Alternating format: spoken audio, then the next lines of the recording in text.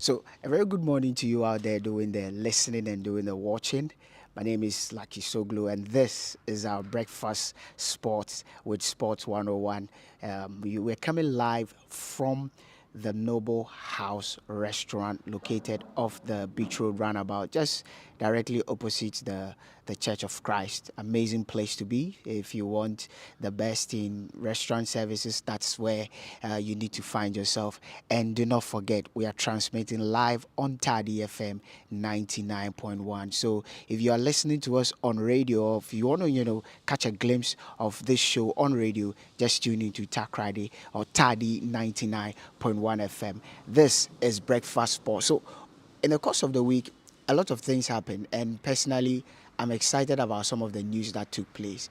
One that I think we've spoken about, extensively on the show was about coaches, managers, tactics, and a whole lot of things. Right now, if you look at the game, a lot has changed about the game. A lot is changing because of managers' creativity and ingenuity in the game. But in the course of the weekend, somebody made a very controversial statement. I call it controversial because it will divide a lot of opinions, and depending on where you stand, you will look at it in a different light. So it's in a way controversial. But if you're watching us for the first time, make sure you click the subscription button, subscribe to our channel, Sports 101. The amazing sports content. We have an amazing sport content from you. We talk about everything in relation to sport. Click the like button, like our videos, subscribe as well. This is Breakfast Sports, where we talk sports from 8:30 to 10 o'clock this morning. Make sure you share the link as well. We are live. Share the link with your friends as well. So, guys, as I was saying, let me get you a quote by a man. He's not really known for football, but he's an ardent follower of football. So his name is actually Neil Gallagher. He's an English songwriter. He's one of the top songwriters in the UK. Amazing guitarist, amazing songwriter, very well known for his craft in music, but he's also a lover of sport. I'm sure some of you are not football fans, but you've been following the game and you're a lover of sports. Now, this is what Neil Gallagher said in the course of the week. So it is based on this quote that we're going to have an interesting discussion this morning. Now, Neil Gallagher says that Sir Alex Ferguson never invented anything. Pep Guardiola changed football. He never did it in any other country, did he? Meaning he was speaking in relation to Sir Alex Ferguson. Pep has changed the way that football is played in this country in relation to England and probably every country he has ever been in. He is a tactical genius. This is the quote by Neil Gallagher. Let me take it again. So he's saying that Sir Alex Ferguson never invented anything. Pep Guardiola changed football. He never did it in any other country, did he? In relation to Alex Ferguson, I repeat, Pep has changed the way that football is played in this country and probably every country he has ever been in. He is a tactical genius. So our first topic for discussion this morning is we are looking at this statement and we'll probably broaden it. How true is it in relation to the influence of Pep Guardiola in countries that Pep Guardiola has coached, and the fact that Pep Guardiola is a tactical genius compared to somebody like Alex Ferguson? So we are looking at these two managers in relation to Neil Gallagher's comment saying that yes, Ferguson is a great manager, but he strongly believes that Ferguson didn't invent anything, and Ferguson really did not change a lot in relation to his years in England. But if you look at Pep Guardiola and everywhere Pep Guardiola has coached, there is tremendous change in the football. So we want to know your take on this comment. What do you think? Do you agree with Neil Gallagher with what he has said, saying that he does not believe that when you compare the two managers, Alex Ferguson and Pep Guardiola, Alex Ferguson is a tactical genius compared to Pep Guardiola. He believes that all the years that Alex Ferguson spent in England, he really didn't change anything. But if you compare that to Pep Guardiola has changed a lot in Spain, has changed a lot in England, has changed a lot in Germany. And he ends with a quote, Pep is a tactical genius. What do you think? I want to know your take, or the team, we want to know your take on this particular comment before I draw in the guys, but I would have my take on this comment. And let me start with a quote that Tony Kroos, I'm sure a lot of us know Tony Kroos. I mean, if you do not know Tony Kroos, then you are very new to this subject. So Tony Kroos says that this is Tony Kroos in an interview he actually granted Marca some few years ago. I think when he moved to buy a Real Madrid for the first time. So this is what Tony Kroos says. So in Germany, football is very different from how other countries see it. In Germany, we pride on efficiency. In Germany, we are more interested in what happens in the box than any other thing. This is what Tony Kroos says. We, the guys in the middle, hardly mattered. Sometimes people rarely see us. It is the guys in defense and the guys in attack. Now, this is Tony Kroos speaking. He goes on to say that, but if you look at Pep Guardiola, he brought something different to German football. This is what he says. He says Pep Guardiola was a key figure for German football. And for me personally, he opened my eyes and everybody's eyes at the time I was Bayern to the importance of possession and control. Now, this is what Tony Kroos again adds in the interview when he was asked about the impact of Pep Guardiola in German football. He goes on to say, many coaches and club officials at the time I was at Bayern came to the Bayern training ground, Sabina Strasse, to see his sessions and talk about the novel way he has introduced in the German game. His emphasis on possession, possession, possession, and the importance of control. He is brilliant at what he does, and his brilliance affected a lot of teams in Germany. He changed how German football is played in the eyes of managers, in the eyes of players. He was a trailblazer for coaches and supporters alike. This is Tony Kroos, somebody who has played the game in England, somebody who has played the game in Spain, and somebody who has had the opportunity to be coached by Pep Guardiola.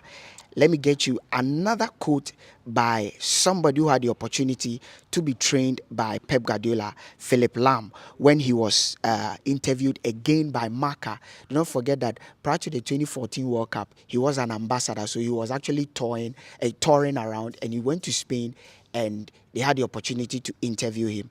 So this is what Philipp Lahm says, and this interview is on go.com. You can dig it up. It's even on marca.com. Marca's interview with Philipp Lahm prior to the 2014 World Cup. And this is what Philipp Lahm says. People have said a lot about our inability to win the Champions League under Pep Guardiola. Yes, for me, it was a very huge disappointment. And I'm strongly sure that it was also a very big disappointment for the manager himself. But to say that Pep Guardiola has not had any impact on German football would be an understatement. Now, he again goes on to add that Pep changed the way we see the game in Germany. In Germany, and he actually quotes something in relation to, or something similar to what Tony Kroos said. In Germany, we pride more on efficiency in midfield and in attack. We value attackers. We do not take pride in possession football. But Pep at Bayern Munich changed the way the game is seen. He placed a lot of emphasis on control. He believed that the more you control the game, the more you control your opponent. This is his quote. For me, Pep will always be an influence in the German game and on Bayern Munich. He is a tactical, brilliant mind. This is Philipp Lahm. I can take another quote, but I'll probably bring in Percy, as Percy is here. Percy, Charlie, you're welcome. Good morning. good morning. How you doing? I'm very good. So Breakfast with Sports 101, and we're having a discussion on coaches and their impact on the game. And again, if you are listening to us, we are live on Tadi FM 99.1 FM, and we are also streaming live on YouTube. Make sure you subscribe to our channel, like our videos, and please, those watching us from a diaspora and those who are watching us from anywhere in the world, support us with some super stickers. We appreciate that very much. I'll come back and read your comment on what Neil Gallagher said. What's your take? Do you believe that Pep is a tactical genius and Pep has changed a lot in every single country that he has coached in, compared to Alex Ferguson? Gallagher believes that Alex Ferguson did not really change a lot in England. What do you make of those comments? Good morning to our listeners once again, and it's good to be back. It's good to be back to serve you with the best of insightful analysis on sports on Saturday. And who said that? Who gave that? Neil Gallagher. He's actually an English. He's more or less like a royalty in music in England. He's a songwriter. He's a songwriter. Yes, and he's okay.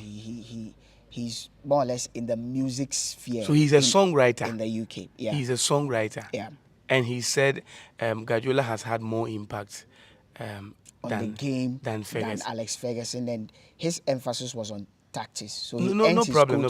He's a tactical genius. No problem. How old is he? Let me get it for you. Okay. I do not know why you are actually. Yes. Okay. What I am trying to on last the week. Age of Neil Gallagher. Last week when we started, there was something that Kofi said that probably you didn't really take. We didn't really give more ear to because we had a lot to talk about. But I think it comes more into play with this discussion. How old is he? He's 55 years. Okay, 55 years. So okay. He's not a kid. Okay, he's not a kid. That's when we talked about Jamie Carragher and the statement he made. The first thing he talked about was that this is a person who is very inconsistent and very biased with his statements. But even with that one, Jamie Carragher is a sports bandit. You can't take that away from him. I am not somebody who is so much into, let's say, music. Let's say, of course, I am a musician though, but I am not somebody who is so much into hip-hop. And I make a statement on Twitter comparing Tupac and, let's say, comparing Tupac to, let's say, Drake. Those of us who know them. And I say that Tupac brought nothing to hip-hop.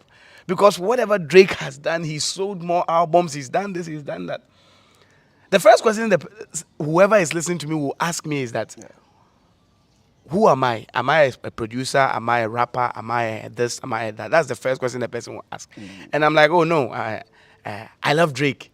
And I love Drake. And I just listen to it once in a while. When the person hears me making a statement like that, the first thing he wouldn't take what I'm even taking. He wouldn't even continue on with an argument with, because he would realize that, okay, this is somebody who is just a perennial, probably fan of hip-hop and wouldn't really take me serious. I am bringing it into this discussion. I will come to it though, but why would we even take the statement of a musician? I even thought probably he is a former footballer or something who has made a statement. You know, statements are worthy of discussion based on where it is coming from, the premise it is coming from, and the time it's coming from, or it is coming. This is the case as a musician. I don't even know whether he's a rock and roll musician or whatever. So he's actually a big guy. Reading his bio, he's somebody who was, the British band Oasis. No problem. If not the biggest, take away the likes of the Beatles. One of the biggest. No problem. He's actually. He's a musician. He wrote their entire hit album. He is a musician. He's a musician. He's more or less like a royalty. So what does he know about tactics? I don't know if he wrote it on Twitter. Maybe nobody would be able to ask him. But if it was an interview, it was an interview that they granted him. Granted by which news outlet? He made that. On which news outlet? That statement. I want to know the news outlet that made that. Well, they should have probably asked him that. What is a low block in defense? They should have probably asked him a question like, "What is low block defending?"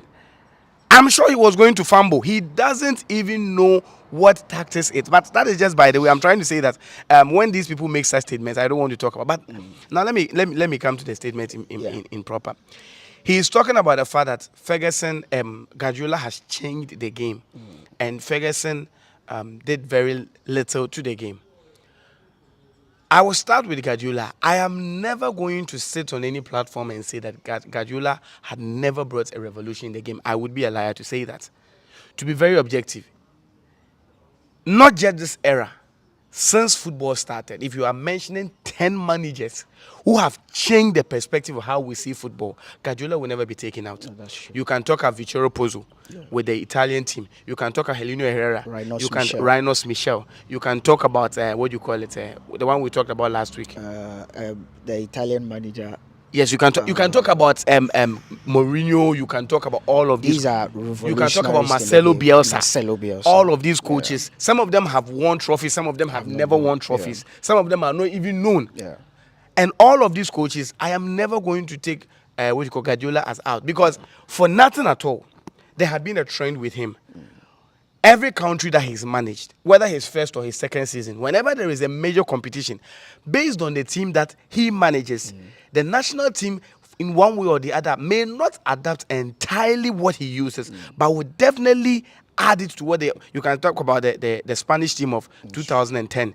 Of course, 2008 they had won the Euros, but 2010, apart from it being the whole Barcelona setup, you realize that Del Bosque added the tiki-taka. Literally the foundation yes, he added it. The whole midfield was a Barcelona midfield, save Xavi Hernandez. The attack, the defense, you realize that it pushed Casillas to start playing from the back, because all the coaches he had been under, he never did that. That's you true. talk about he being in what you call the German football.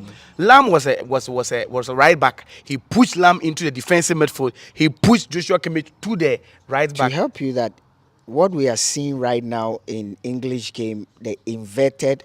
He started it. He started and it. And before that, you had Manuel Neuer. Of course, he was a ball playing goalkeeper, but he emphasized his ball playing abilities, and it transcended into their World Cup, because you check the World Cup. Lam sometimes could play in the defensive midfield. So there are some times that when they are playing, he will move Lam into the midfield if he wants to have a robust midfield. Then he comes into the English league. When he came into the English league, of course, I'm not going to take that away. Before he came, you hardly had ball-playing goalkeepers. You hardly had it. He came into the league, and you could get now keepers. Now, whenever any team is buying a goalkeeper, now even De Gea, for all his prowess, we hardly talk about, because he's not been able to pass the ball. And when he came in 2016, by 2018 World Cup, they had gone to the semi-final. By 2020 Euros, they had gone to the final. Even with this they had gone to the quarter-final. Of course, they usually go there, but it transformed their game. It pushed them to, all of them, change their. So I am never going to take that away. But to sit somewhere and say that Ferguson never changed it's sad. People think that coaching is all about tactics or coming to put things in play. I always say this on set, that one of the most difficult things to do is to motivate somebody who has reached self-actualization. It is one of the most difficult, and one of the things that makes you a coach, apart from the tactics you put on the field, is the mentality you put in your players. And it is one thing that Mourinho holds dear, the mentality he puts in the mind of the players, irrespective of the matches they play. Before I come to mentality, let me come to the tactics. Ferguson's preferred tactics until 2012-2013, and I will explain why. 2012-2013 was 4-4-2. Where did he get this 4-4-2 from? He got it from the typical Brazilian play. The first Brazilian team that won the World Cup, that is in 1958. That time, Mario Zagallo was part of the team, Didi was part of the team, Pele was part of the team, and Garrincha were part of the team. They were playing a 4-4-2 system with Garrincha on the right wing. We had Garrincha and we had the left, so it was literally a 4-4-2. That was what the Brazilians were using. They were almost always playing a 4-4-2 system until they came in the 1970. 1970, they had too many attackers, so it was literally 4-2-4, like 4 attackers with Pele, with Tostao, with all of these players as part of the attackers. So the 4-4-2 system was them. Now, when Ferguson came, he started with, as at the time he came in 1986, United was literally a team that was struggling. In fact, he was almost sacked in 1988-89 season. Then, when he brought in, that is when the season started in 1992, when we started with the Premier League. Yeah. After beating Barcelona in the Cup Winners' Cup in 1991, he bought Cantona. And when he bought Cantona, he started with this 4-4-2 system. You see, the 4-4-2 system was used. Yes, a lot of teams were using it, but this is a Ferguson who stuck by this, and this is how he played with his 4-4-2. In his 4-4-2, he had mainly two attackers. So if you are starting from probably 1992, I would come to the era when we had Andy Cole and he bought Ted Sheringham to come in. He would have two number nines. He would have his left winger, his right winger. He would have two midfielders, one defensive. So he played with only two midfielders, with one defensive and one being the offensive. So before Beckham started playing, as in starting games, it was literally Cantona and whoever will play the number 10 or whoever will play the number 9. Then Ferguson, what do you call it? Beckham was loaned to Preston North. And when he came back, Beckham started playing as a number 7, Giggs as the number 11. So with that, he continued now with this 4-4. And it wasn't something that was literally used in the Premier League. That system that he was using with two attackers, he stuck to this two attacker system for a the only time that he changed it was in 2012, or what you call 2009, 2010.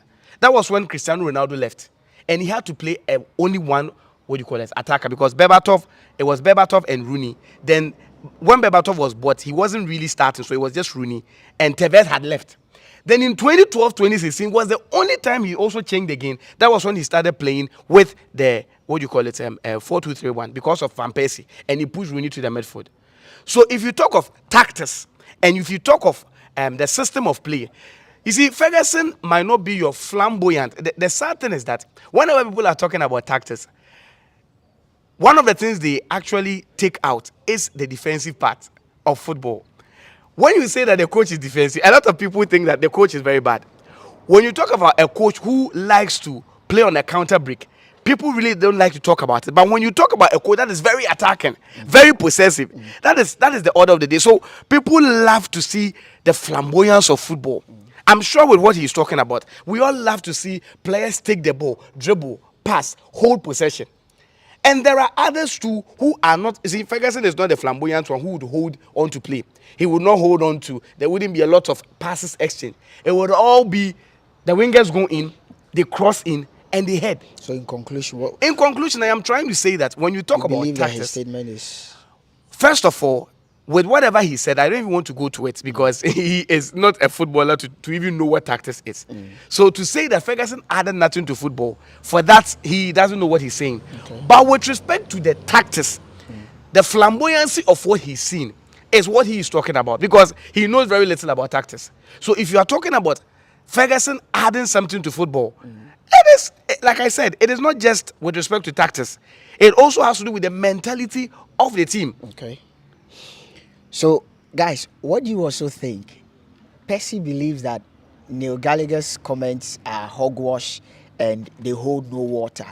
If you are just joining us, maybe you're probably catching the middle of the conversation. We are looking at a comment that was made by Neil Gallagher. Somebody may ask, who is Neil Gallagher?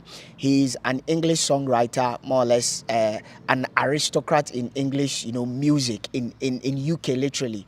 And he was, on one of his shows that issue of sports came up and he was asked a question about the two managers, Sir Alex Ferguson and Pep Guardiola, and this was the statement he made.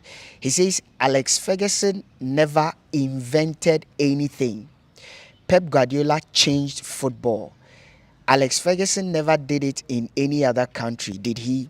Pep has changed the way football is played in this country, meaning in England and probably every country he has ever been in. He is a tactical genius. What do you make of Pep Guardiola's Neil Gallagher's statement? Do you think that is true, and that the fact that he believes that Alex Ferguson did not chip? Percy, holds a different opinion. I'll go to the YouTube page and take some comments. Then we can continue with the conversation. So, hello, Sir Percy. It's Cosmas. I'm loving the show. Keep it up. To me, the best coach is Pep Guardiola. So he believes that, in a way, it's true. He believes that Pep Guardiola is the best manager. What do you think, Alex Ferguson, Pep Guardiola, who is more of a tactical genius? You And talked about invention. yes, and he again I says didn't that even he hear again that part. says that Alex Ferguson did not invent anything, and that Alex Ferguson has only coached in England and has changed very little in England. But if you look at Pep Guardiola, he has changed a lot everywhere he coaches, in England, in Germany, and in Spain. I think that Percy alluded to that. So maybe you can just 60 seconds, the bit about the invention bit. Yes, Do you I believe did. that at just 60 seconds? With this invention, Pep literally didn't also invent anything. He didn't. We've sat here and we've explained that the tiki-taka that Pep is talking about wasn't even a Spanish type of football. Yeah. It wasn't something that was a Spanish type of football. He only made it better. So if you talk about invention, both of them did. I told you that this 4-4-2 was a Brazilian style of football, and this tiki-taka too was not invented by him. In fact, his predecessor, Rhinos Michel, has made it better. What do you call it? Cruyff too had also bettered it. Marcelo Bielsa was playing it long time ago. So if it is invention, then it's already flawed. But if it has to do with making it better, That of course, you agree. that I agree that Pep has made it better. But he shouldn't even bring about the bit of playing in a different country. That is a different thing. I don't want us to really. But then the bit about the invention, we've all sat here and said it was never seen in football, having right backs play in inverted positions. It was never seen in football. Pep introduced that in Germany, and right now Liverpool are ranting and raving about Trent Alexander-Arnold, but literally he's not doing anything new. When Liverpool are in possession of the ball, he tucks into midfield to join the likes of Fabinho and Henderson in midfield to give them more control and a little bit of creativity because of his passing. But when Liverpool lose possession, what he does is that he inverts quickly back to his right back position. That Arsenal, literally, Arteta picked that playbook from his time with Pep Guardiola, and he does that with either Tierney or whoever plays at right back, and Zinchenko. Wouldn't you agree that that introduction, and German football had not seen that? He literally, we spoke about Philipp Lahm, and Joachim Low literally picked that playbook into that World Cup. Joshua Kimmich, even now, what we are seeing him do, play in midfield, is as a result of Pep Guardiola. Isn't that an invention? Yes, for it to be introduced in Germany, I am never going to doubt that. But it had never been done in England. He tried it in Barcelona in his last season. Yes. He tried it, but it wasn't really working out with Dani Alves. So you agree that he has invented something? I'm coming.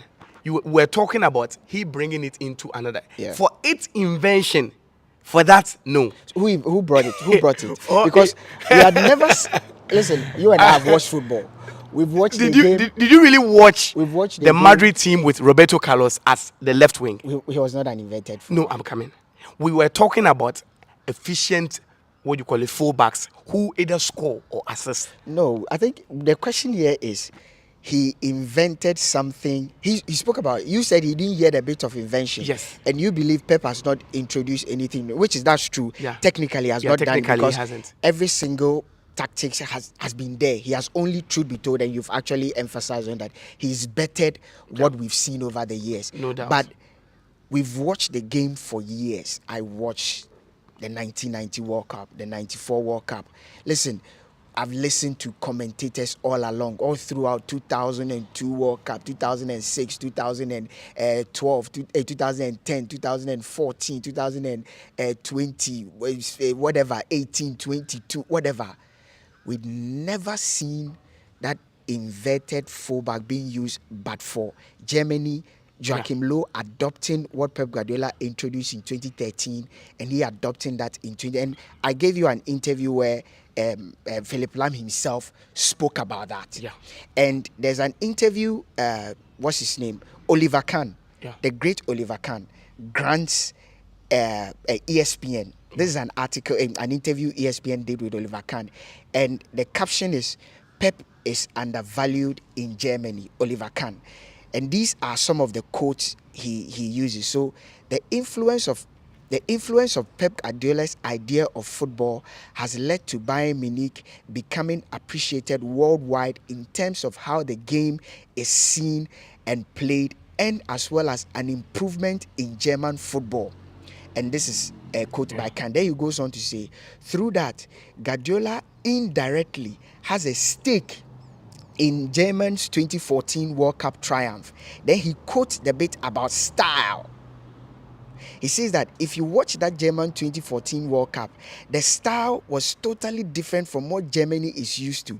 We pride ourselves in being strong in the middle and having strong, well-built attackers. Our efficiency has always been in the midfield and in the attack. But in Munich, he's almost all about possession, control, and you can see that in the German national team and in this Bayern Munich team. Yes, he didn't win the Champions League. He again literally quotes what Philipp Lahm also said, that yes, he didn't win that. But if we want to say influence, no one can discount his influence on German football. If he only wins the German championship, people will say, oh, that's minimum. He won't get a round of applause. But for me, sitting from afar, I believe that there's so much he has changed in German football that he deserves credit for. And key of note, the 2014 World Cup. So these are, I've given you a quote by Philipp Lahm, a quote by Oliver Kahn. We will not sit here and discount Oliver Kahn's knowledge in the game. Course. A quote by Tony Kroos. Yeah. We will not sit here and discount Tony Kroos. I don't know if you know Kessel Bregel, 1980 German championship. He spoke about the negative influence. I'll get you the quote, and I actually did a little research. He says that he has changed German football negative because German football has never been about possession, and you know that. They didn't pride in possession, but since Pep Guardiola came, German football is all about possession, and he believes that it is taking away what the German mentality of the game. So even in the negative sense, from his point of view, there's been tremendous influence. So the bit about the invention, we all agree that it was a novelty, and I gave you the quote by Tony Kroos, where he says that thing was a novelty. He used the word novelty in German football and in world football. So why do you disagree that Pep, even if he did not do anything, he invented how midfielders and how fullbacks tuck into midfield, the word that has popularly come to stay, invented midfield? What I was saying, probably you were not getting me. If we are talking about he bringing a change in specifically, let's say, the German football, I am never going. I gave you instances that one of the reasons why they won for that. was We are because talking of about that. the invention, but you disagree that he didn't invent. And I'm trying to say that he tried it with Barcelona, it didn't work. And he tried it in Germany when he came, and it worked. And in England, it is working. And if you, a lot of people are even adopting it. Yes. So has he not invented anything? So invention is when you make something out of nothing. No. I'm coming. Okay. We are using English here. Okay. Invention is not simple. If something already exists and you build upon it, it is not invention. We are using English. It's not invention. I will not interrupt you. But then if you bring something out, and I was saying that fullbacks joining the game, they did not start with the the German type of football or the Guardiola's Bayern Munich. I am not going to sit here and say that he did not make that thing very prominent. And I gave you instance of Roberto Carlos, the Real Madrid team, Roberto Carlos and Michael Salgado. Salgado being on the right and Carlos being on the left. Go and check the 2002, their run to the Champions League final. Carlos did not play as an inverted fullback. I'm coming. And you see, it is the name inverted that is now going to change everything. I'm coming. Remember the last time we were talking about false number 9? Yeah. False number 9, we got to know that it was something that was there. It was even something that Arrigo Sacchi had brought in. But under Arrigo Sacchi's time, it was also false number 9. They called it false number 9. Yes, I'm coming. Yeah. Before, try and wrap up because before we had defenders, ball playing defenders. Yeah. We already had Beckenbauer doing it a long time ago, but we didn't obviously probably have a specific name for it. But now we are now calling them ball playing central center backs. What I am trying to say is that Guardiola made this inverted midfielders better, but he did not invent it. So let me take some again. Let me go to our live chat and let me get Noble House, great energy that's coming from PK. So this is what I think. I think that we all agree. I mean, from everything that we've all said, we all agree about the impact of Pep Guardiola. Anybody who wants to discount the impact of Pep Guardiola on modern football, I think will be doing a lot of disjustice. I mean, people say I'm a Pep Guardiola fan. No, I'm actually a Pep Guardiola stan, because I believe in what he does and his impact. And when he's wrong, I'll say it. But you cannot discount Pep Guardiola's impact. And Percy himself has said that if you look at that Spanish national team, especially in 2010 and even in 2012, on their way to winning the Euros, that foundation was literally Pep Guardiola. There was a time Spain were known as perennial underachievers. Yeah. They had always been blessed with talent. They had the Zubi Zareta, Luis Aragonés. They had always been blessed with talent, but Spain lacked an identity. Pep Guardiola, in a way, with his brand of football, introduced a certain identity that managers try to use as a foundation to build on. Maybe it was not all explosive like we saw in Barcelona, but he gave them something to cling on, and it is what we saw in the dominance of Spain from 2008 right down to 2014, which actually culminated in his time at Barcelona from 2008 as well to that 4 years, 2011-2012 season. So that 4 years reign of Barcelona, in a way, culminated in that 4-year reign of Spain in world football. Again, his influence in German football, and I've given you quotes by Philipp Lahm, Kroos, and Oliver Kahn. Anybody who believes otherwise, even those who say it is negative, again attest to a certain level of what? Influence. But let's look at a bit about the invention. This is my take, and Percy believes that he didn't invent anything, but I will not speak to that, but this is my take. We all saw that Real Madrid team of 2002, 2003. There was no way, I mean, Roberto Carlos, Salgado.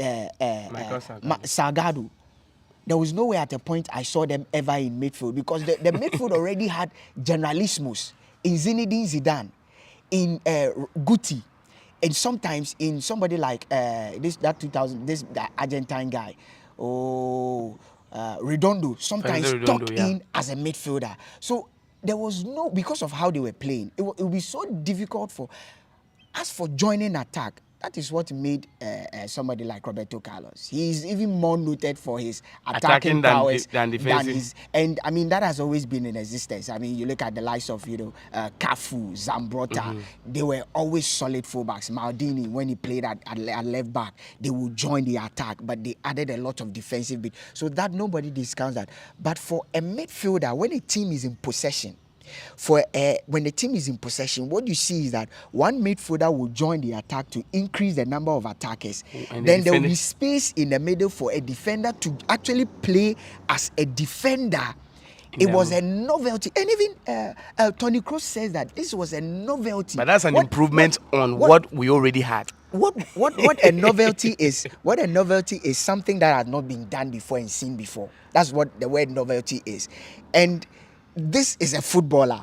You actually, when you were speaking, you said something about the fact that Neil Gallagher is a musician and he knows nothing about tactics. As I'm sitting here, I'm a clinical psychologist. I am not a footballer, neither am I a coach. I'm a pastor. I am not a footballer, neither am I a coach. Percy, you sit here, you are a teacher. You are not a footballer. You do other things. You're actually a musician. Those who do not know, Percy is a musician. Our very good friend Kofi is a solid architect. He's also a musician. None of us have played football before. I've actually played before. Oh, I can also say I've played before. I've played before. I have one goal at Jendu Park. I played for Snaps when I was in GSS. I played for GSTS when I was in GSTS. But I can say, but we are talking about playing the game today. That is what you are talking about. Yeah. None of us are footballers. None of us are coaches. But we've sat here and we are here talking about football because of our knowledge of the game. So he has knowledge of the game. So somebody can be a musician and still have in-depth knowledge of the game. Do you agree? Was the interview about football? Do you agree? Or it was just something that crossed? No, it was about football. They were actually no problem. No problem. Do you agree that? I agree that exactly. So in a way, I think that it will be unfair for you to criticize Neil Gallagher. That no. What he said, he was so look, if you check the statement, yes, He was so. You see, our discussions Uh-huh. are all based on facts. We don't just talk in mid-air. Exactly. We bring the substance and we talk about it. He just said, "Oh, Ferguson, yeah, he's not brought anything." He didn't, Graduate- he didn't just start. But anyway, that is my take. I believe that, listen, Pep is an inventor. Yes, technically, almost everything that has almost everybody discovers. A lot of people, the word for me, invention is overly stated, because even the things you use to invent the thing, They already exist. exist. But somebody will argue that no, we are talking about the final product. Yeah, the So final somebody can say that yes, the things, the elements were in place, but the final product is the fullback tucking into midfield. So we can say it's an invention. But what do you think? Do you think Pep has invented something that we've not seen in football with how the game is played? Let us know what you think. But we are live at the Noble House restaurant located in Takrady.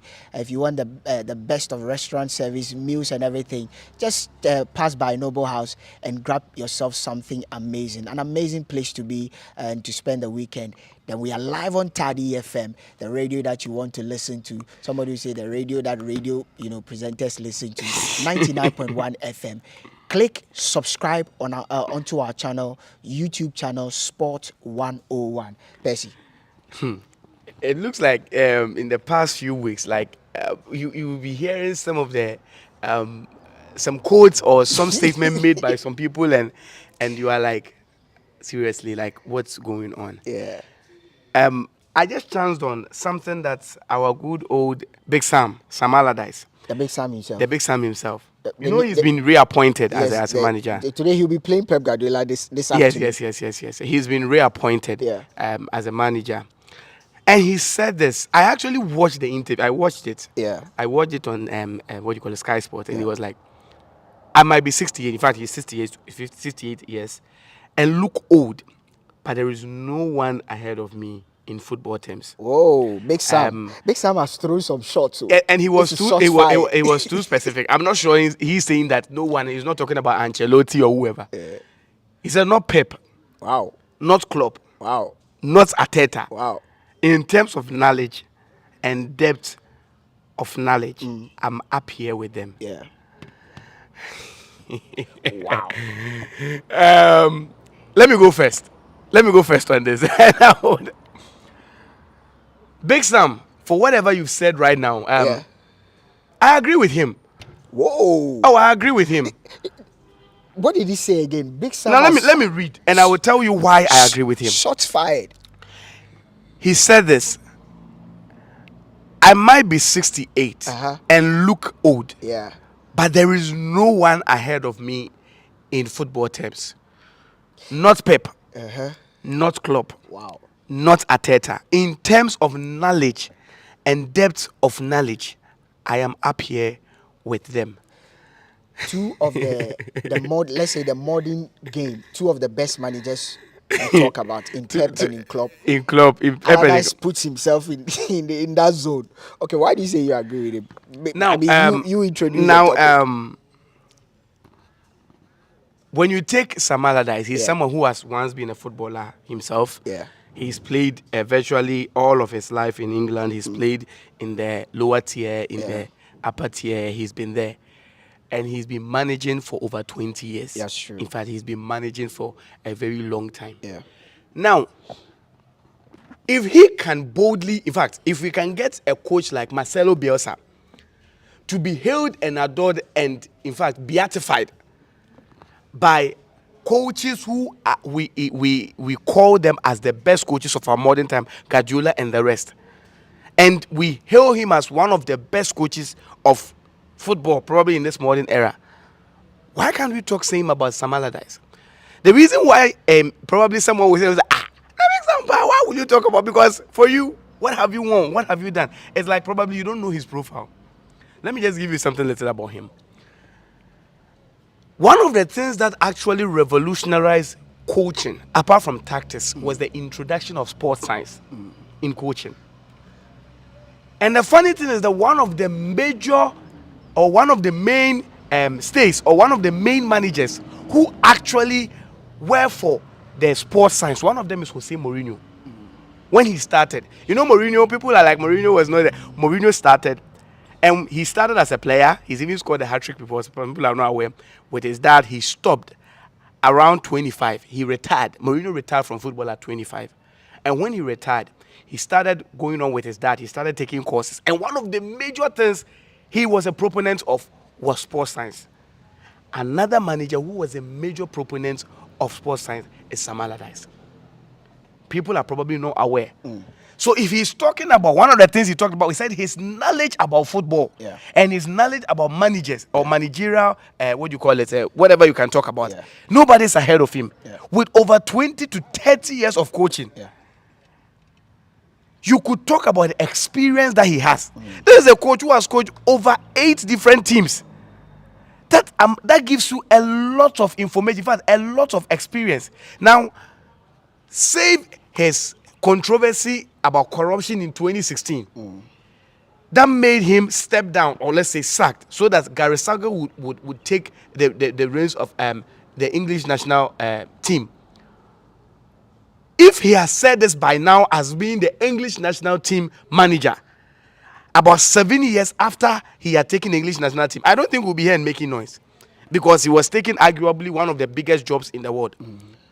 But then, this is a coach, apart from he being the one of the main proponents of sports science, he had taken over 4 teams out of relegation. See, there are 2 very difficult things to do as a coach. One of them is winning a trophy. Let me say 3. One of them is winning a trophy. 2 of them is staying as multiple champions for a very long time. And the third one is keeping a low team afloat.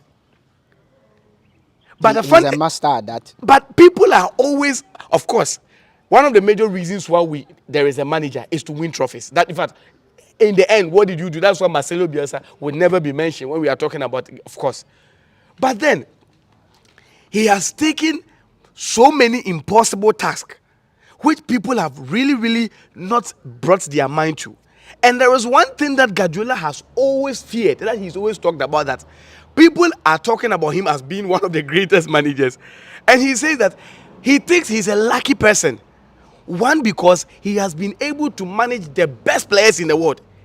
His own interview, and he talked one of them about a Barcelona, having Messi in his team, having Xavi and Iniesta. It was one of the blessed times of his life. Again, coaching teams who are able to give him a budget that is almost unlimited to be able to bring in the best of players. This is Guardiola's interview, meaning that he's been blessed with the fact that he's coached the best players in the world. He's coached Messi, he's coached Iniesta, he's coached Xavi, he's coached Ribery, he's coached Robin. The list goes on and on. Either Ballon d'Or winners or prospect Ballon d'Or winners. He's coached teams that give him unlimited budgets. You talk about Barcelona, which team will allow you to go with Eto'o and bring him Ibrahimovic and pay 40 million to it? Which team will let you bring in a goalkeeper and the next season you bring in another goalkeeper? Manchester United?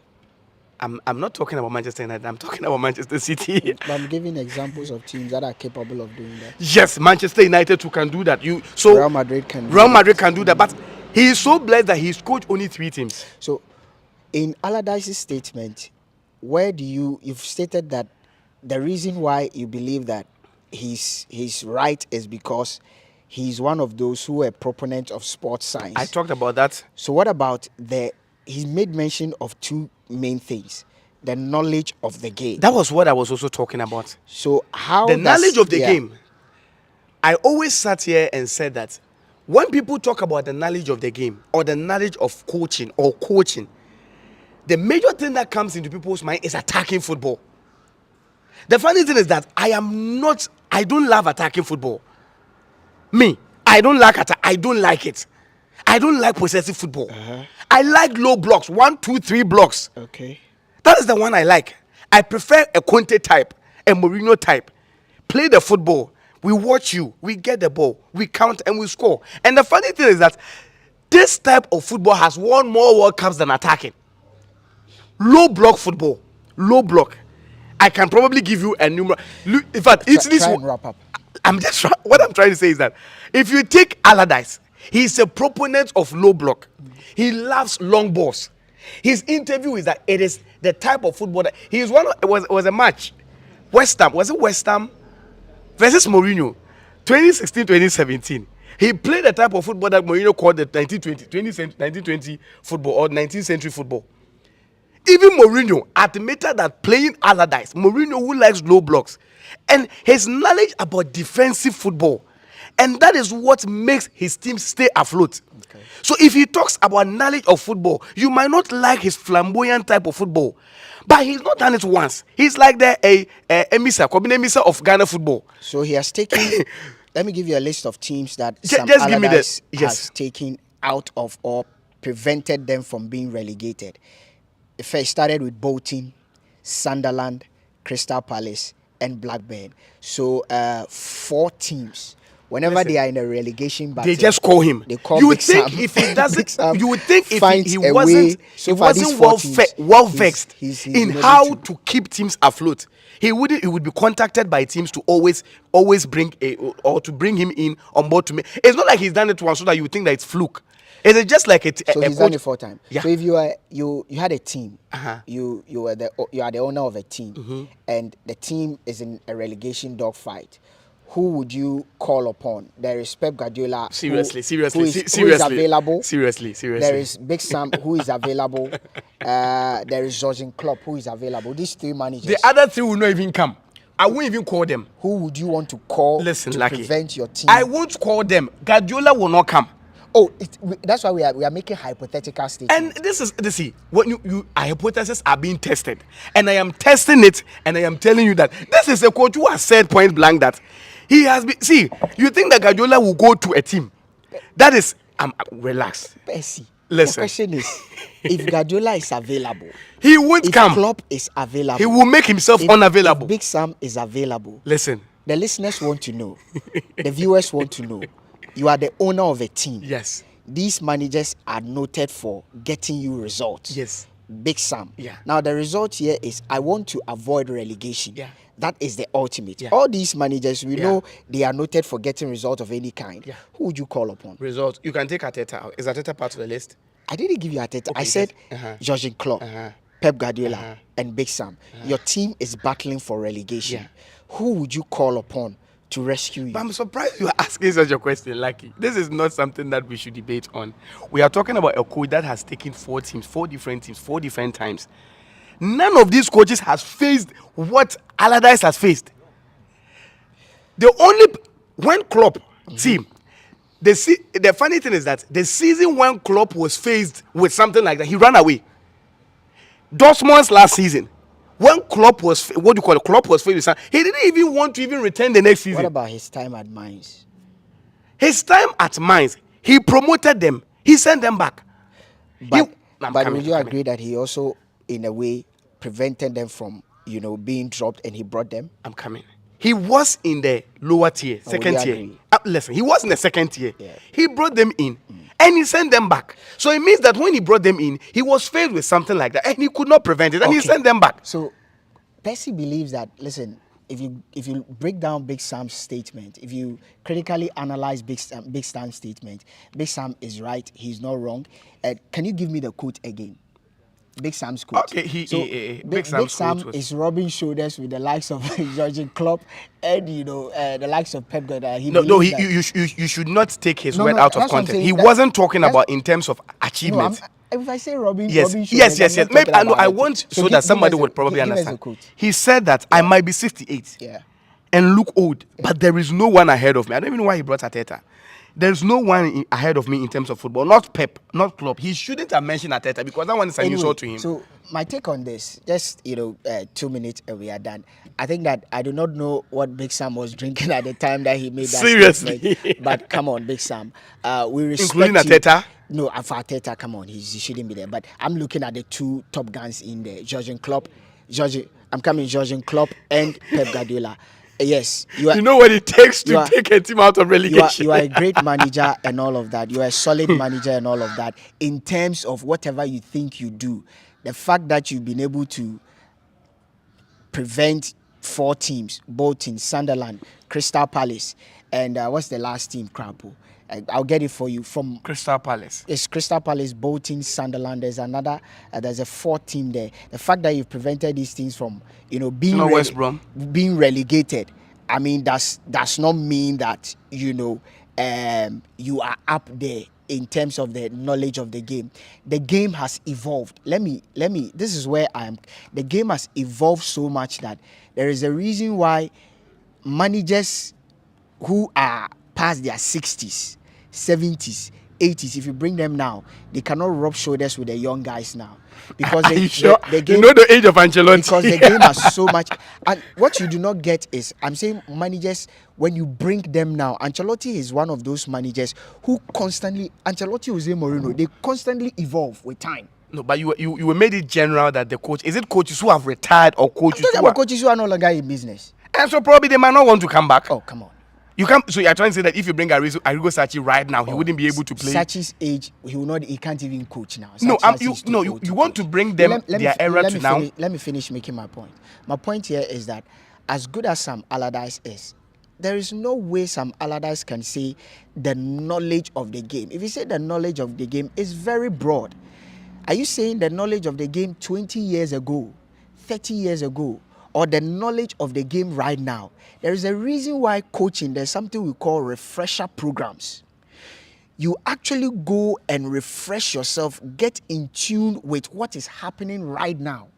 When Pep Guardiola took time off the game at the time he resigned at Barcelona, he actually went on a hiatus to refresh himself. Sir Alex Ferguson approached him the year before and he said, no, I'm not done with what I'm doing. And because Manchester United could not wait, and at the time Bayern came, he took the Bayern job.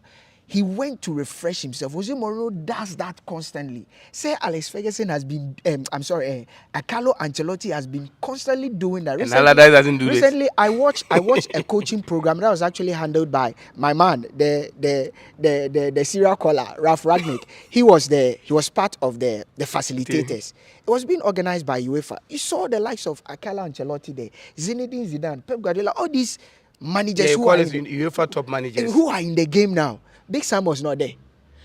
So if Big Sam, no. Let me finish making my point. So that it will correct this whole thing. Okay. This thing is done for the top teams. There has never been a time that I'm not speaking about whatever UEFA. And I'm speaking about UEFA refresher program. And I am saying that it is not for the top teams. And I'm saying that usually they do it for the top teams and the top coaches. The UEFA refresher programs is for coaches. You can apply to refresh yourself. So you can apply to refresh your knowledge. So that you are saying that the recent one, there was no Ancelotti, there was no Allardyce. Let me finish making my point. There are some managers who, for some reason, they are not even in managing, but they attend that program. Maybe they even want to take up a sporting director role, but they go to refresh their knowledge. Listen, the fact that, again, let me reiterate, the fact that you have prevented teams from going on relegation, trust me, it doesn't mean that when it comes to the knowledge of the game, for him to even say that they are not ahead of him is even a statement that for me is a taboo for him to make. Seriously? They are ahead. How can Klopp be ahead of him? They are ahead of him in terms of knowledge. They are ahead of him in anything. Listen, I can, based on trend analysis,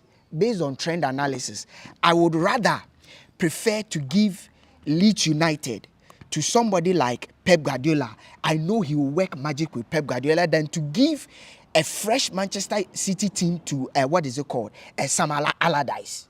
Do you know the reason? Lucky. Do you know the reason why? I'm coming. Do you know the reason why? Why is it that there is Sam Allardyce? There are all these managers. When teams want to appoint managers, they do not go for Sam Allardyce. Listen. I'm asking a simple what question. You said I'm asking a simple question. Why? We have coaches that you appoint when you want to build. We have coaches that you listen. So for a there manager, are coaches who don't build. There are coaches who cannot escape relegation, and there are coaches who win. Generally. See, whether you are a coach that build, whether you're a coach that grow tactics, whether you're a coach that whatever you do, there should be a point where you say, okay, how many coaches are Sam? There is no way Guardiola can take a sinking team and make it afloat. You see, it's not something that is going. It is a coach who has said it himself. I'm surprised you are even making a case for him. I think that I am not even talking about Guardiola. I think that Percy, let's put. If he had mentioned Mourinho, I would have made a case for him because Mourinho has been at where Allardyce has been. Let me finish. if you are making a case, if you are making a point, you need to analyze all the factors. The point I'm trying to make here is Sam Allardyce can be a manager who has prevented teams from being relegated. How many teams has he managed from start of the season to the end of the season, and what has been his result? Bolton. What has been his result? Bolton had one of their highest positions in recent times under Allardyce. We sit here. No, you are making it look. You just mentioned. I gave you one. We sit here with the lives of Diop and Okocha. Let me conclude making my point. We sit here. That's why I didn't even want to touch on your point. This is my point. He's making a statement out of the fact that he wants to. It's a very huge psychological statement he's made. He's coming to play Pep Guardiola with his Leeds United. He wants people to see that he is also part of the big guns. But there is no way. There is no way. If your knowledge is up there with them, then Jose Mourinho, everybody knows he is a defensive-minded manager. But nobody minds bringing Jose Mourinho to manage his team from start to finish. His last team that he managed was Crystal Palace. When was the last time he managed the team? Even Nottingham Forest, they will not appoint him. Even Swansea, they will not appoint him. Why wouldn't Leeds just appointed him? Because of what seemingly they want.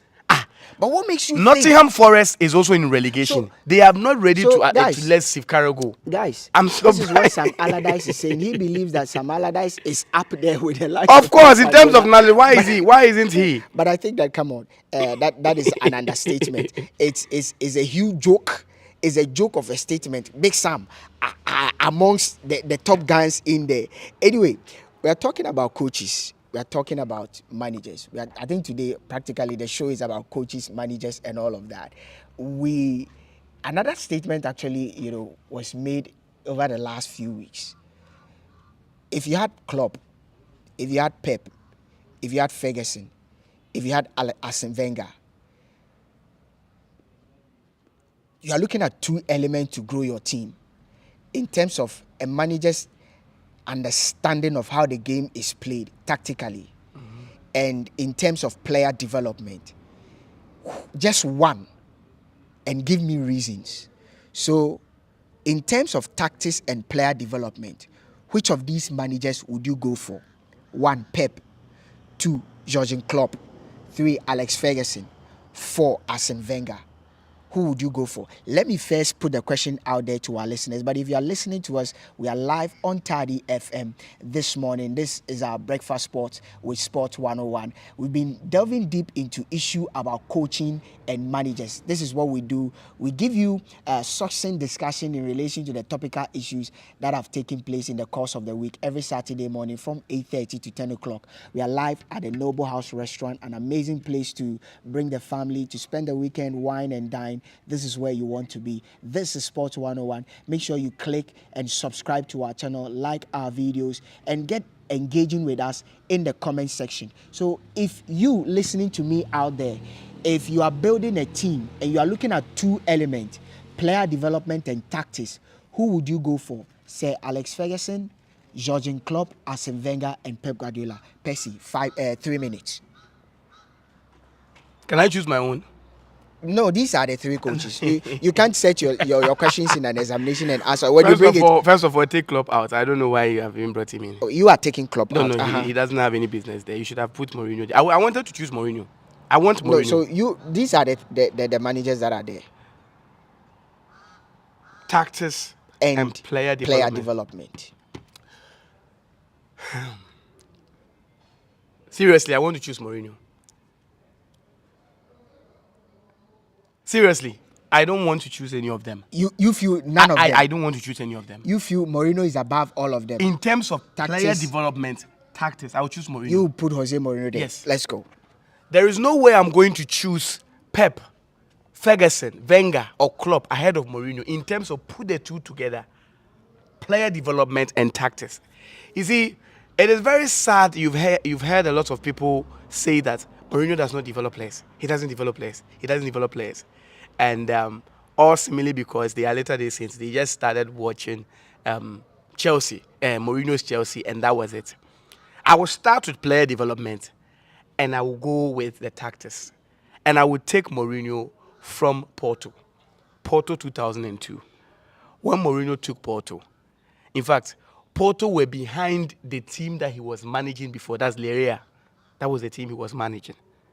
Mourinho comes in, and for years, Porto had been very irrelevant. Since 87, they've virtually not been relevant in Europe. He takes the team.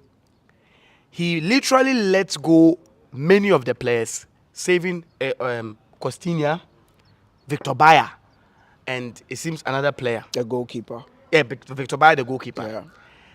And the only people who were, and he brings in Manish from Benfica. Then he brings in, in fact, players who were not known. Deco was not known. Jose Bosengua. Nuno Espirito Santo. Nobody knew these players. Then he brings in Carlos Alberto from Brazil. 18-year-old player. With virtually no experience in Europe. He develops Deco, what do you call it? Carlos Alberto. Manish was an outcast. Then he puts these players together, and in 2 years, he's able to win the league back to back. People are always like, and when he went to Chelsea and blah, blah, blah. Okay, then let's take Chelsea. He goes on to Chelsea. Probably the only established player you can talk about, John Terry, maybe even Ricardo Carvalho. In fact, Ricardo Carvalho in Porto, okay, he comes to Chelsea, so you can talk about that. But then when he came to Chelsea, who was Damien Duff? Nobody knew Damien Duff. Ian Robben was a prospect. Ian Robben wasn't a prospect. He wasn't a superstar. Please, Ian Robben was. Please, he was never a superstar. Is your point that you are yes, making? he was never a superstar. So Ian Robben was there. Ida Gudjohnsen, who knew Ida Gudjohnsen? Matija Kezman, who knew him? So he brought in players. I am talking about player development. He brought in these players, and like I always say, he comes in and does the impossible. 50 years, he brings a team that was competing against an invincible Arsenal, a perennial winner in Manchester United, and he develops this team. He sets the foundation for Chelsea for life, and he leaves Chelsea in 2007. Probably when you talk about Inter Milan, you can talk about Mourinho and his bias. If you talk about Real Madrid, you can talk about Mourinho and his bias. Manchester United. When I talk Manchester United, people will be like, oh, okay, who did he develop? Before he came to Manchester United, who was a player like Jesse Lingard?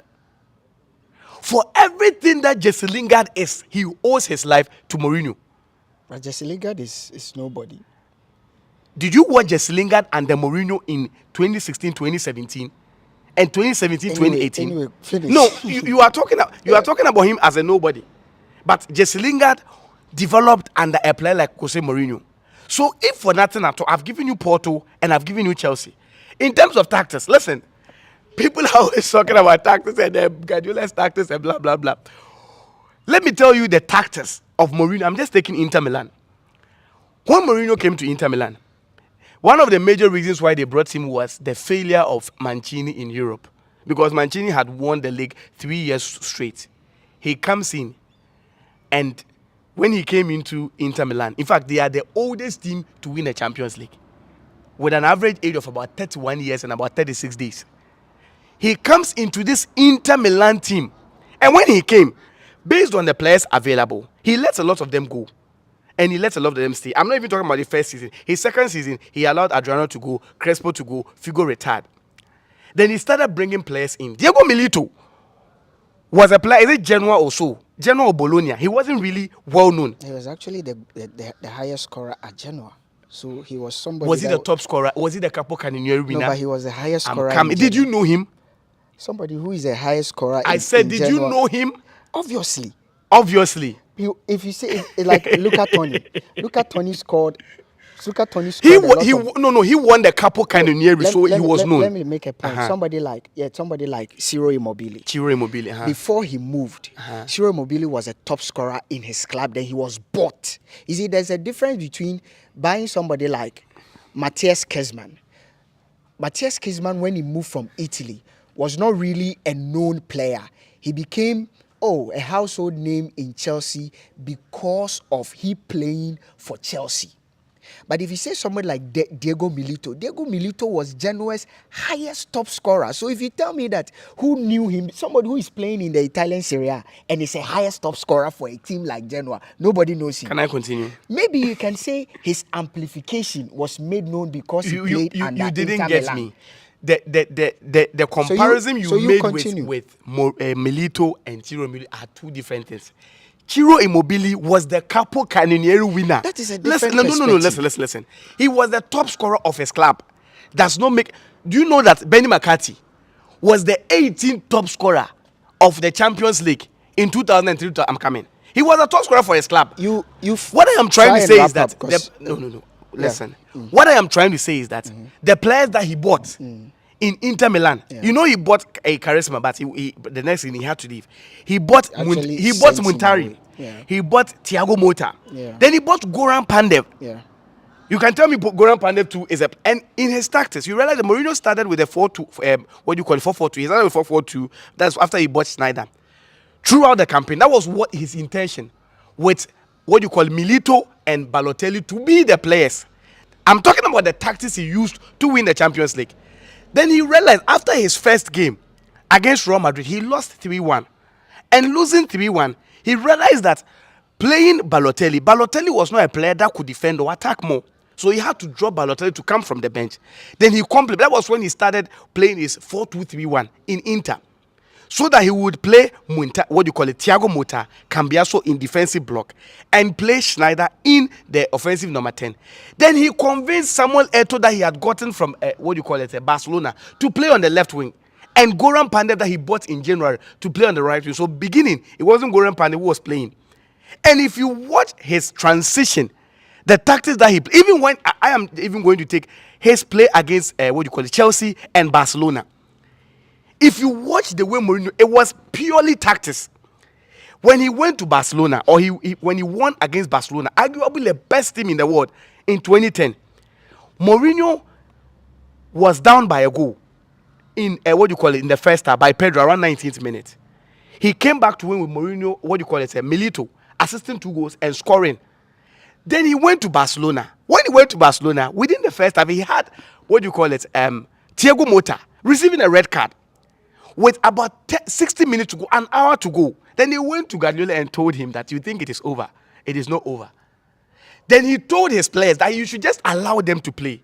He played defensive blocks of 2, with Eto'o adding to Christian Kivu as the the left back. You will say that probably defensive football is not good. Then he also allowed Goran Pandev to also draw back. So the only players who were up front were Diego Milito and Wesley Sneijder. And with this, he was able to hold Barca, the most attacking and the best team in the world, for the rest of the 60 minutes with a red card. And he meets Bayern. In fact, they and Bayern had both won their domestic, so it was a treble thing. I am just talking about even with the tactical changes that, because throughout his interstay from the first part of the season and the second part of the season, he changed his tactics. He didn't use one just throughout. So in conclusion, I am trying to say that for me, if I have a team and I want a manager, in terms of, I am not probably talking about longevity, to develop my players over a period of 2 years, 3 years, and to win me trophies, and to bring a tactical change to whichever league that I am playing in, whether the Spanish league or the English league, to take my team to the next level, I will overlook Guardiola. So, I will overlook Ferguson because probably apart from Manchester United, I haven't seen him do it anywhere. For Guardiola, because he has never been a team in turmoil. He has never been in a team with low budget. He has never been in a team that he has to rebuild. I would never choose Klopp because I know that with Klopp, it takes him a very long time before he hits on the sixth gear. And I would never take Wenger because I know Wenger will get me the tactics. He will develop players, but in the end, he's not going to win me a lot of trophies. The topic here is, guys, if you have a team and you are looking at just 2 elements, player development and tactics to build a team. You're not looking at whether the longevity of it, you are just looking at these elements.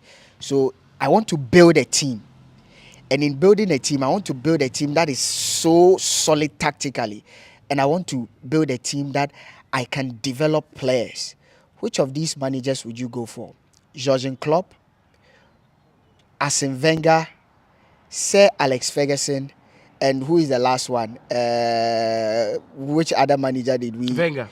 So Pep Guardiola, Jurgen Klopp, Arsene Wenger. These are the four managers. Who would you go for? He believes that he will go for none. He believes that he thinks that Jose Mourinho is far ahead of them in terms of tactics and player development. If you want to ask me of my opinion, I look at all these managers and they all have elements of player development. If you look at Sir Alex Ferguson, the Manchester United team of 1992, 1994, 1998, we can clearly attribute that to Sir Alex Ferguson.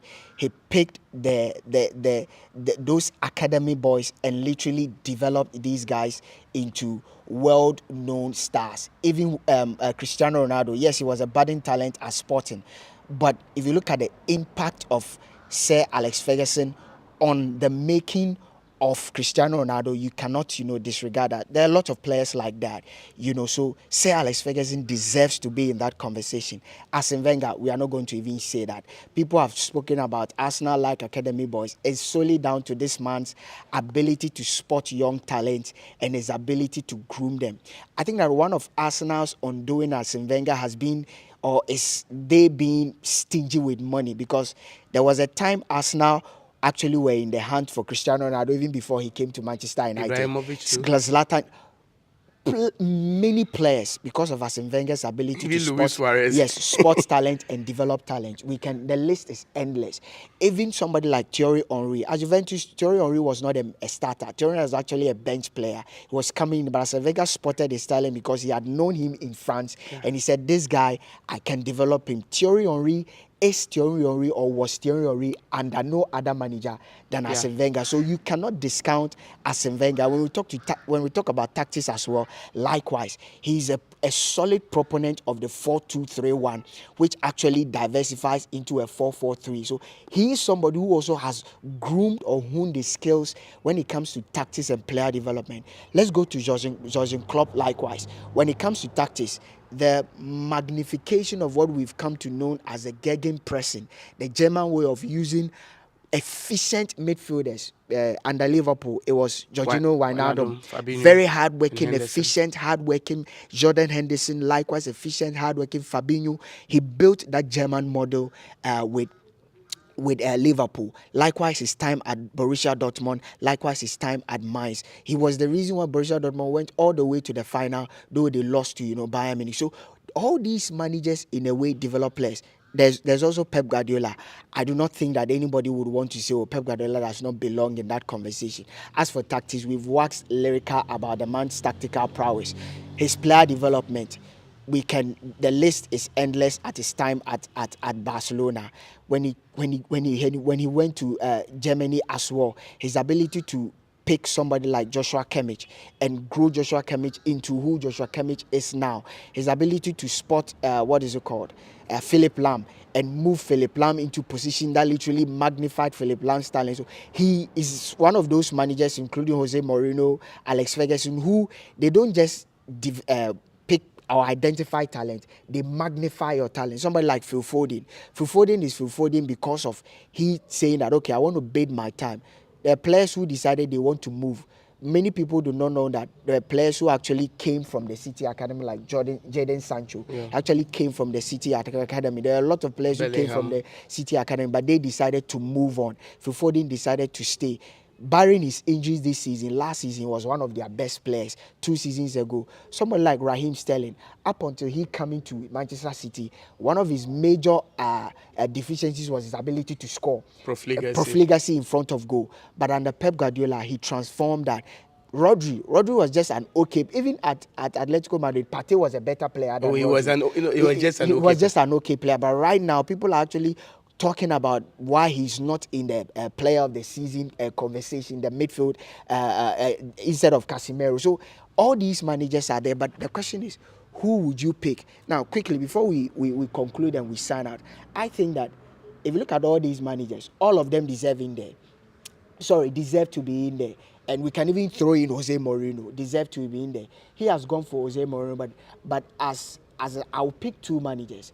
And out of the 2, I'll pick one. I'll pick Arsene Wenger and I'll pick Pep Guardiola. Listen, a lot of people undermine the work Arsene Wenger has done or his impact on the English game. If you watch Arsene Wenger when he came from France, you can say he's also one of those managers who tactically changed the game, how the game is played in Arsenal or in England. We note Arsenal, or we've come to associate Arsenal for a certain brand of football, and we can only attribute that to what? Arsene Wenger.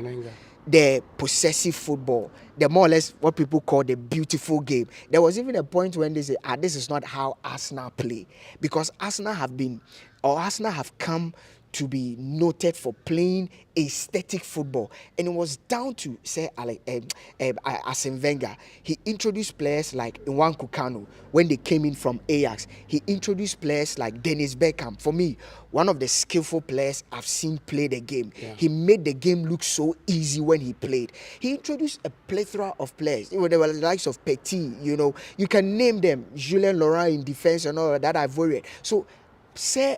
Why do I keep calling him Sir? You want to knight him. I want to knight him, but I cannot knight him. Arsene Wenger's work in England and at Arsenal in terms of tactics cannot be discounted. But I will pick Pep Guardiola ahead of him because I'm looking at how the game has evolved. If you look at how the game has evolved, very few managers are able to catch up. And one of those managers who has been able to evolve season in, season out is Pep Guardiola.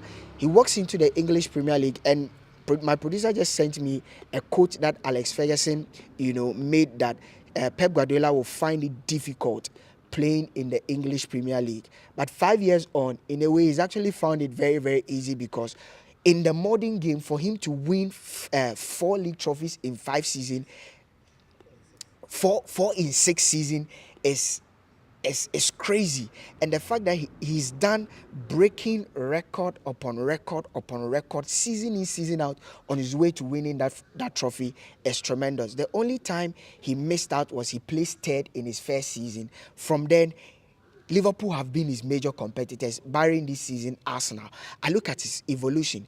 It looks like every season, if you want to pick a team that is bound to win the title, you probably pick Manchester City as the major competitors. This season, they picked Manchester City and Liverpool. Liverpool have faded out, but City is still there.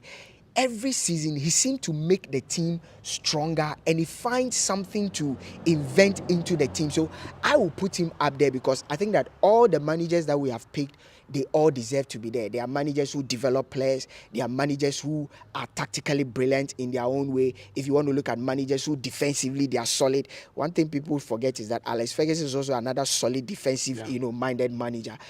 Manchester United under Sir Alex Ferguson were very, very, very, very, very strong defensively.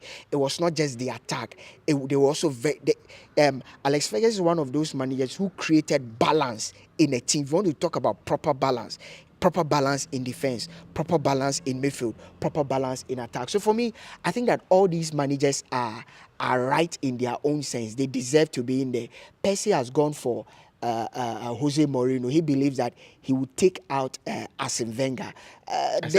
He would take out Jurgen Klopp, because he believes Jurgen Klopp is more of a long-term manager of a sort. But I think that we are looking at the general sphere of things. Jurgen Klopp, brilliant manager. But for me, if you even add Jose Mourinho to the list, I think that for the modern game, the evolution of the game, and how managers are able to move with the times, I will pick Pep Guardiola ahead of all those managers. I don't know about you. I don't know about what you think. Which of these managers will you pick if you are looking at a manager that you want to build a team with? I'll come back and read your comment and we'll sign out. But do you have something to add? Yes, with respect to, I'm surprised that you when you were talking about, I'm surprised that when you were talking about Klopp, you have 60 seconds. I wasn't saying that he is a long-term manager. Yeah. I was saying that I don't know the reason why a coach like Mourinho was taken out, because with respect to tactics, he is there. Yeah. And if he talks about, we are also talking about player development. A lot of people are probably not given attention to, because maybe they know very little about the players that he's developed, because the only times that they know him is from the time of Chelsea and Real Madrid and probably Manchester United. But before that, especially with Porto, especially with Porto, because that is where he did a lot of his improvement. But it was I would say that by the time he went to Chelsea, Chelsea has started a revolution, so they had no other option than to buy. And even with the players they bought, some were not really well known. I talked about Damien Duff, and you were talking about Robin. We were talking, and even Lampard. Lampard was an okay player. Lampard was not a world class midfielder. Lampard was like what we've He come was to, like a Henderson from the beginning. what we've come to see Declan Rice Yes. at West Ham. It wasn't even up to that, because the profile that yes, Essien brought, He was an the evolving profile that talent. Makalele brought, Yeah. is not what Lampard brought. But look at, by the time by 2005, if we're talking about the three best midfielders, they were all in Chelsea: Makalele, Essien, and Lampard. And Lampard evolved to be one of the best midfielders of all time So under Mourinho. quickly So for conclude, me, because we need in to conclusion, check out, yeah. there is no way, if I want tactics, if I want player development, I want trophies. I'm not talking about a long-term thing. I would not choose any other coach apart from Jose Mourinho. So Agent Studio says that Fergie wasn't a tactical manager. I think when people make that comment, I think it's a bit too harsh, because tactics is varies. A lot of things balls into tactics. Maybe you may not see him as a tactical genius, working some magic for you to see on the paper. But Fergie is a tactical manager. But guys, thanks for joining us so much on the show today. We brought you this show live from the Noble House restaurant located in Takrady off the Beach Road roundabout road. You can walk by, grab yourself some beautiful meal, amazing meal, enjoy with the family. The scenery is superb. You will love the atmosphere. Then we also came your way live on Tardy FM. We are live every morning, 8:30 to 10 o'clock. We talk soccer, we talk football, we delve deep into bring you the best of topical discussions. Study FM 99.1, and we thank you all, guys. We thank you everybody for joining us this morning. Thank you so much for tuning in. Tomorrow is our sports roundup show. It comes off every Sunday, 7 o'clock to 9 o'clock p.m. You don't want to miss tomorrow, as we have an amazing show for you, fully packed, fully packed. So if you want the best of sports roundup show, which brings you everything that has happened throughout the week, what you need to do is tune in tomorrow, or just go to our YouTube page, subscribe, and follow us wherever we go. Tomorrow, 7 o'clock to 9 o'clock, we'll come your way with sports roundup. We are out.